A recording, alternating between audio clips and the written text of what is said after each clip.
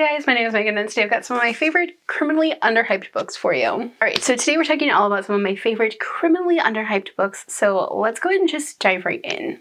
First up is going to be Proficiency Bonus. This is my favorite book out of the Roll for Love series. This has some of the best unmedicated ADHD rep that I've ever seen. This is a very soft, cozy, queer contemporary romance following a personal assistant to one of the characters from the previous book in the series and a TV star who they meet at a convention and they just kind of hang out and, there's no being starstruck. There's just, hey, I like that video game you're playing. Do you want to play together for a little bit? And then they meet again 6 months later and they're like, hey, do you remember playing that video game at that convention? That was fun. Like, it's also a little bit of a struggle with this TV production crew of fighting for the character that the one character is playing on the TV show to have a good ending for a queer character and not just end up as the villain that dies a horrible death. And it struggles with work and ADHD rep, and this is one of the coziest books I've ever read, and it is so criminally underhyped. I feel like you guys should read this,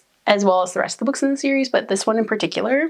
If you love nerd culture, if you love video gaming, if you love board games, if you love TV shows and fandom, this is the book series for you, and this is the book for you. Next up I have an oldie but a goodie, and I think I talked about it in my last video, and that is the Black Blade Blues series. This is a queer urban fantasy series that came out in the 2010s, and the main character is a butch lesbian. Her name is Sarah. She is a blacksmith. All of her friends are kind of nerdy people. They go to Renaissance fairs. They work security for Renaissance fairs. They do jousting tournaments at Renaissance fairs. They have an entire property where they host LARP conventions that they do, and it's set in a small town-ish on the Washington and Canada border. There are Norse mythology influences, there are dragons and gods and Valkyries and huge battles that take place, and it's honestly one of my favorite books that I've read.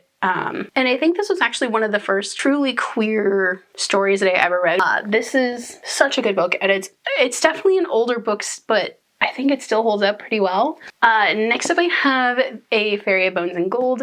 This one I haven't really shut up about it since I read it in July. This is another urban fantasy, and this one is following Patrick Collins, who is a mage working for the magical equivalent of the FBI. And in this first book, he is sent to New York to handle a series of ritualistic murders by a cult that is trying to steal the power from a god and use it for themselves. And he also ends up hooking up with a werewolf, and that werewolf ends up being his soulmate, and it's super, super queer, and there's a huge found family, and it's one of my favorite books, and nobody talks about this. This came out in, I want to say 2017, 2018, and it's absolutely fantastic, and I wish somebody had told me about this book sooner because this is fantastic. Next up I have the Breakaway series. This is one that I absolutely love. The first couple of books are following Elijah and Alex. So Elijah is a queer disabled Olympic figure skater, or Olympic hopeful figure skater. He has epilepsy and he has a service dog, and it's also following Alex, who is the youngest NHL captain ever, and they have a not so great meet cute. And after that, it's not so great meet cute, they end up becoming really fast friends and develop a really good close friendship, and they also kind of start falling for each other just a little bit, and Alex is kind of stuck with this decision of, do I come out to the team? Do I come out publicly? And it's super, super sweet. It's also a little bit angsty, but this whole series is super sweet. And then the last book is one that really shouldn't come as a surprise to anybody, but it's the Escape Gracers, and this is one that I will not shut up about until more people read it.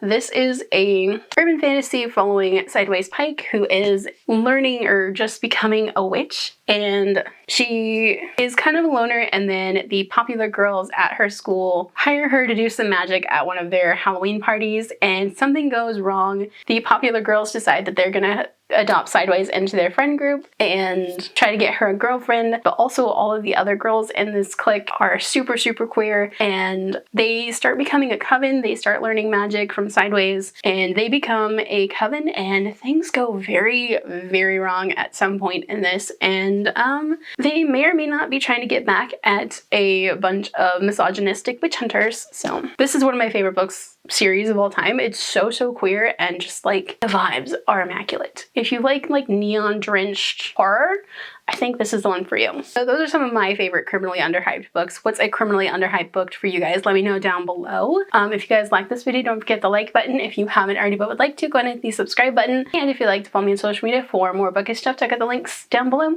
Alrighty, bye guys.